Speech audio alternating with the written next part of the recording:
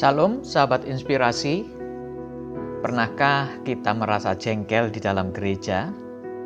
Mungkin itu karena melihat seseorang yang bicaranya terlalu blak-blakan, rekan pelayanan yang kurang rapi atau yang sering datang terlambat.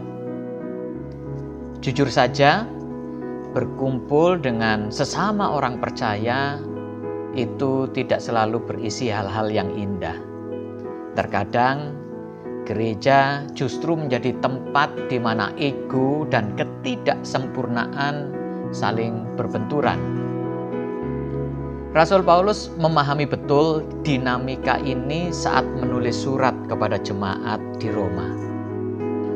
Dalam Roma pasal 15 ayat 7, ia memberi sebuah nasihat yang tegas namun penuh kasih.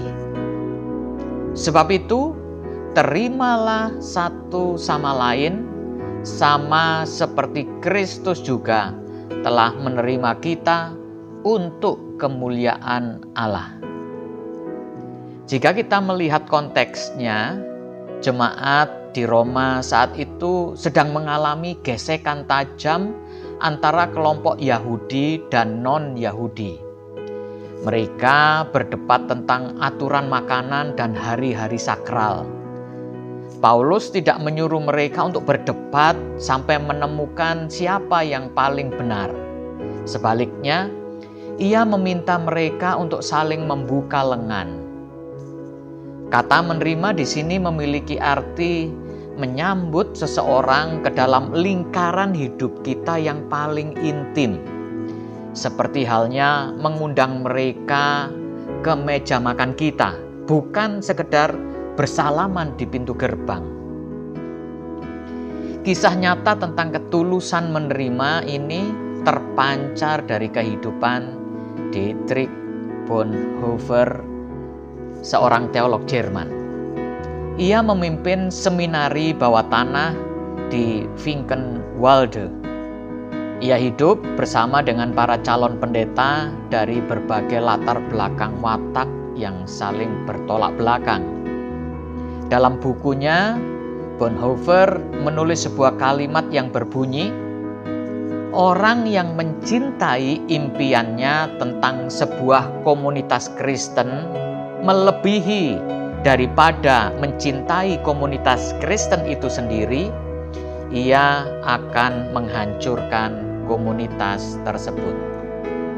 Bonhoeffer tidak sedang berteori. Di asrama yang sempit itu, ia belajar menerima rekan-rekan yang mendengkur saat tidur, yang egois, yang lambat bergerak, dan yang keras kepala. Bonhoeffer sadar bahwa jika kita hanya mau menerima saudara-saudara seiman yang sempurna, yang sesuai standar kita sedang menyembah impian kita sendiri, bukan mengasihi saudara seiman kita dengan nyata. Kristus telah menerima kita saat kita masih berantakan, saat kita masih berdosa. Maka tidak ada alasan bagi kita untuk menolak saudara seiman kita yang sedang berproses. Mari kita mempraktekkan renungan ini dalam relasi komunitas gereja kita.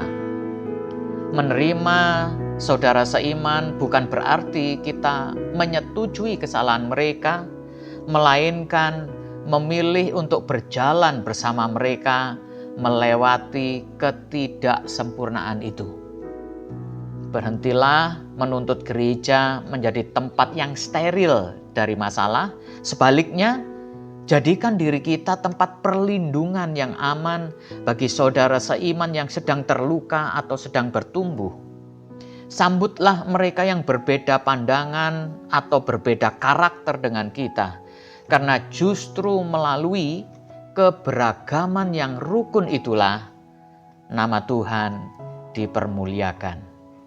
Mari kita berdoa.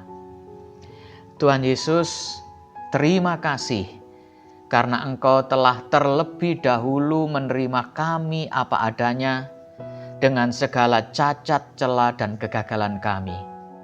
Kami mohon lembutkanlah hati kami yang seringkali kaku dan penuh penghakiman ini. Biarlah kasih-Mu mengalir di dalam kami, sehingga kami mempunyai kelapangan hati untuk menyambut dan menerima saudara-saudara seiman kami dengan segala ketidaksempurnaan mereka. Ubahlah gereja-Mu menjadi komunitas yang saling menopang, bukan saling menjatuhkan, demi kemuliaan nama-Mu. Di dalam nama Tuhan Yesus Kristus, haleluya, amin. Tuhan Yesus memberkati kita semua.